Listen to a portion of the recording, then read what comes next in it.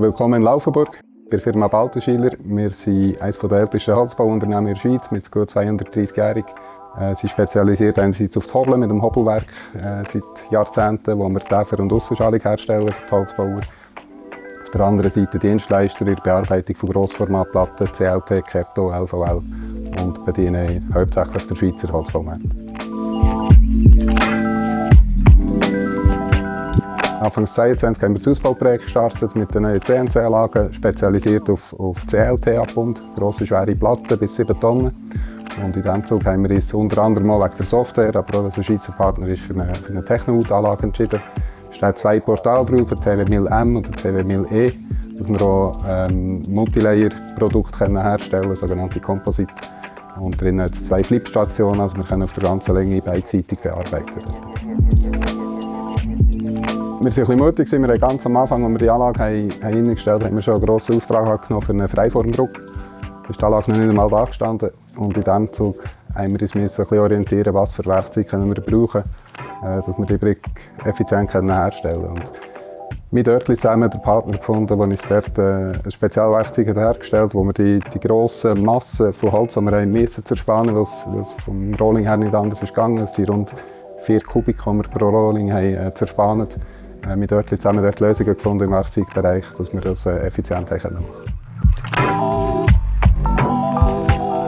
Wir haben auf den Anlagen der Firma Baltenschiller eigentlich hauptsächlich Vollhartmetallwerkzeuge getroffen. Wir haben Kerfenfräser mit Wendeschneiden in Vollhartmetall, Bohrfräser mit Wendeschneiden und auch Zagenblätter, die wir so betreuen dürfen.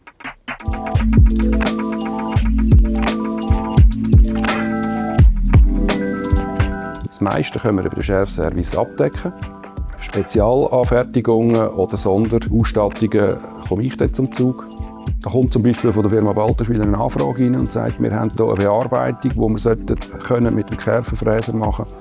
Wir haben aber andere Maße und dann machen wir auf ihre Wünsche, auf ihre Maße machen wir ein Sonderwerkzeug, das diesen Anforderungen entspricht. Im täglichen Geschäft ist natürlich wichtig, wir sind Dienstleister für die Kunden. Die Kunden kommen mit Anforderungen auf uns, wo wir heute noch nicht wissen, was morgen kommt. Und dort brauchen wir in der Hinterhand einen Partner, der genau das gleiche Mindset auch hat, den gleichen Qualitätsanspruch und uns dort entsprechend bedienen kann, wenn wir mit einem Sonderwunsch kommen.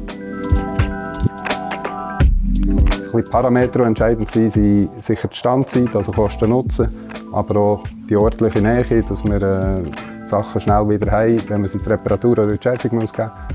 Aber auch der Kontakt, wenn man Weiterentwicklungen machen will, ein Spezialprojekt hat, dass man schnell einen Ansprechpartner hat, der im besten Fall die gleiche Sprache hat und mit ihnen zusammen die Werkzeuge weiterentwickeln kann.